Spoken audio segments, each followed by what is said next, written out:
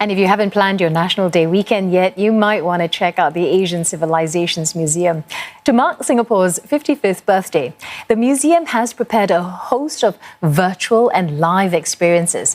It's also created a virtual version of its newest permanent galleries so you can explore them from home.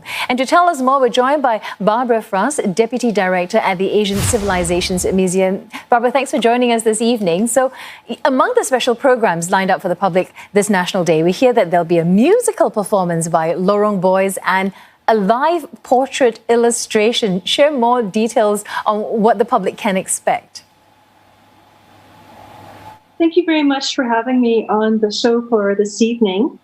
Yes, if the name Lorong Boys sounds familiar, you might have heard them performing instrumentals inside the SMRT trains a few years back.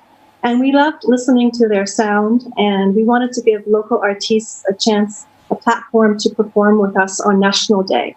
So from the 8th to the 31st of August, we're going to have a music video, a new one of theirs, on our Facebook channel.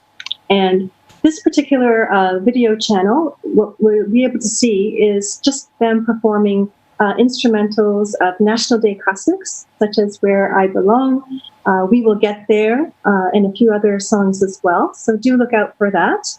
And alongside with that particular program, we have a local illustrator, Mandy Lau, and she's going to be giving, it's the first time we've done this, live portraiture digitally done through one-on-one video calls.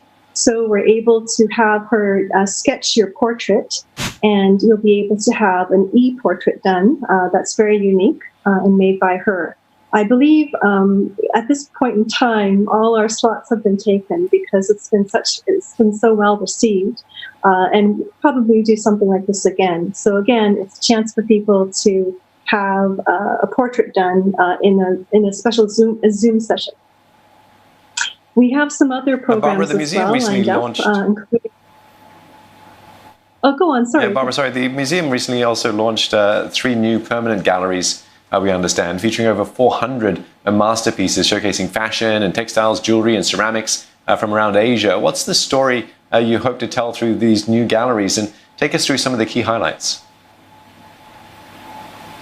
Yes, we have 3 new galleries, and they are on top of the museum, the top second floor.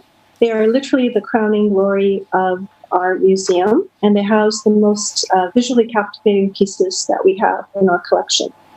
So it is themed to the materials and design, and we focus on the Asian decorative art in general through 3 areas. And these are also the names of the galleries. So we have fashion and textiles, jewelry, and ceramics.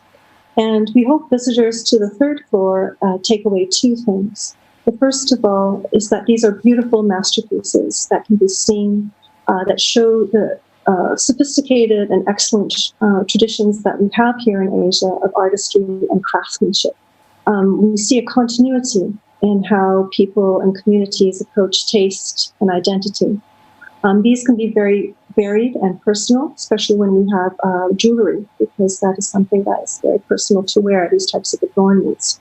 So that's one takeaway. And I think the second, which leads to the second, and that's, of course, with a tendency perhaps to look elsewhere when we look for excellence in the space of artistry and craftsmanship, whereas we already had these sort of traditions here in Asia for over 1,000 years, and that we had people who wanted to have these things. And so we are able to create and keep these traditions alive with the art that's been displayed here, whether it's embroidery or the ceramics or the jewelry making. So this is a tradition of craft that is worth preserving and innovating upon. So tell us, what were some of the challenges in turning a physical exhibition into a virtual one?